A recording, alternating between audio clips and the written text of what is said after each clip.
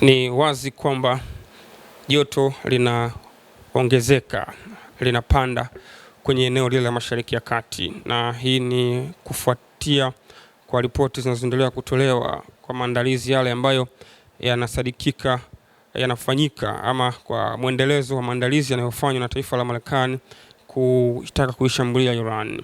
Lakini mpaka hivi sasa bado hakuna taarifa mpya tofauti na maandalizi, na tumeona Marekani akiendelea kuongeza nguvu kwenye eneo lile licha ya kutuma manuali za kijeshi ambazo zilikuwa zinaongozwa na ile meli kubwa ya USS Abraham Lincoln pamoja na manuali nyingine za kijeshi. Ameongeza pia askari wa chini kwenye eneo la Mashariki ya Kati, lakini pia Marekani imeongeza pia vifaa vya kujilinda. Mifumo ile ya kisasa ya Patriot na Fahad pia imepelekwa eneo lile la Mashariki ya Kati, na hii manake inaendelea kuleta wasiwasi mkubwa wa kutokea kwa mashambulizi ya moja kwa moja kati ya taifa la Iran na Marekani, licha ya Iran kuendelea kuonesha msimamo wao kwamba wanasimama dhidi ya kitisho chochote.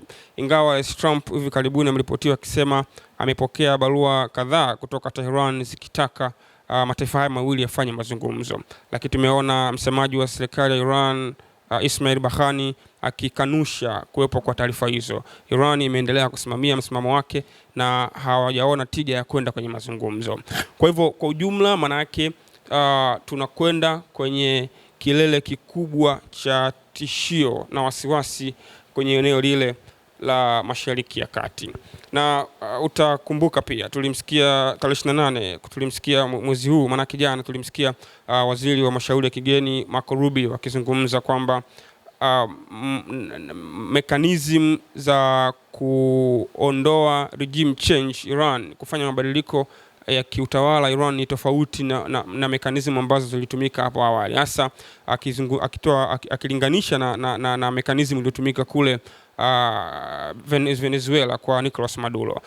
Amekiri kwamba kuna utofauti mkubwa kati ya Iran na iliyokuwa serikali ya Maduro. Hivyo maandalizi ya kufanya regime change kwa Iran yanatakiwa kuwa makubwa kama ambavyo tumekuwa tunaenda kuyaona, na amekiri kwamba Iran, serikali yao iko madarakani takriban miaka zaidi ya 30 mpaka 40 kwa sasa.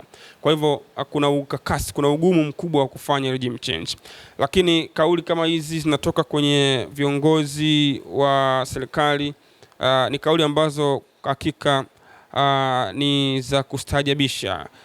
Kama kiongozi wa serikali anaizungumzia serikali nyingine ambayo inajitegemea, serikali huru, kwamba wanalazimika kufanya mabadiliko, regime change, kwa kutumia nguvu kubwa ya ile ambayo ilitumika Venezuela. Ni wazi kwamba hii ni hali ambayo inashangaza kuona taifa moja linakuwa na shauku na kutamani kufanya mabadiliko mbele ya taifa lingine ambalo ni taifa huru, na hivyo hali ndivyo ilivyo. Lakini kimsingi eneo lile bado hali ni tete, na jana kuanzia tarehe 27 majuzi jeshi la Irani lilianza kufanya mazoezi ya kijeshi, hasa kwenye ule ukanda wa bahari wa Strait of Hormuz, lango la Hormuz. Ikumbukwe lango la Hormuz ni moja kati ya lango nyeti sana duniani. Ni maana yake ni kwamba ni lango ambalo linapitisha bidhaa nyingi sana. Kwa hivyo kufanyika kwa mazoezi kwenye eneo lile, maana yake tunaona namna gani hali hii ya mvutano inavyoendelea kuwa kubwa sana. Lakini mpaka sasa maana yake ni kama Marekani anaonekana kufanikiwa kwenye eneo lake la kushinda dhidi ya hujuma zake kwenye eneo la Mashariki ya Kati, licha ya kuwa na ugumu kwenye kufanya mashambulizi ya moja kwa moja kwa Tehran. Ni wazi kwamba kuna ugumu mkubwa sana, lakini kwa namna fulani manake Marekani anashinda kwa hila kupitia mbinu anazozitumia. Ikumbukwe maana yake hali ya sasa ya usalama kwenye eneo la Mashariki ya Kati ni tete, ukiachilia mbali kusitishwa kwa baadhi ya mashirika makubwa ya ndege kuruka.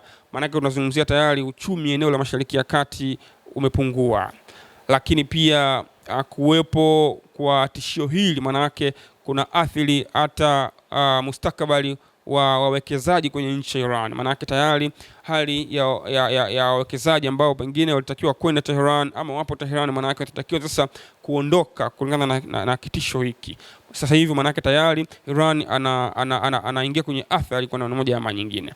Lakini pia maana yake sasa endapo itatokea hali hii ya machafuko ambayo kimsingi hatuombi kutokea, lakini endapo maana yake ikitokea hali itakuwa mbaya sana. Ikumbukwe eneo la Mashariki ya Kati licha ya kuwepo kwamba ni eneo muhimu hasa la kimkakati, economic hub, manake pia ni eneo ambalo linachangia kwa kiasi kikubwa sana pato la uzalishaji wa mafuta ulimwenguni. Kwa hivyo manake endapo kutatokea machafuko haya, tafsiri yake ni kwamba eneo lile litakuwa salama sana. Kwa hiyo kuanzia meli za mafuta na za mizigo ambazo zinapita kutokea bahari ya Oman kwenda mlango wa Hormuz na Red Sea kule kote, manake hakutakuwa tena na safari za meli ambazo zinasafirisha mafuta na bidhaa tofauti tofauti. Manake ni kwamba tutategemea kupanda kwa mafuta duniani, na ikumbukwe 20% ya mizigo duniani inapitia pale lango la Hormuz kutokea Qatar, Kuwait, Saudi Arabia, United Arab Emirates, Tehran kule Iran, na kumbuka pia nchi zingine ambazo zinatumia ule mlango wa Hormuz kwenye mizigo yao, China na nchi zingine za Korea na kadhalika, zote zinatumia eneo lile. Kwa hivyo athari zitakuja moja kwa moja kwenye eneo la ulimwengu mzima, kutarajiwa kuwepo kwa upandaji wa mafuta. Lakini mpaka sasa pia bei ya dhahabu imeonekana kupanda, na hii pia inachagizwa kutokana na hali hii inayoendelea sasa hivi. Kwa hiyo kuna hizo taarifa za kupanda kwa bei ya dhahabu duniani. Kwa hivyo hali hivyo ndivyo, na huenda ikawa mbaya zaidi endapo kutatokea na machafuko katika eneo hili la Mashariki ya Kati. Lakini zipo namna nyingine pamoja na Marekani kufanya maandalizi makubwa, lakini imeonekana kusuasua sana. Sasa unaweza ukajiuliza kwa nini Marekani inasuasua kufanya mashambulizi?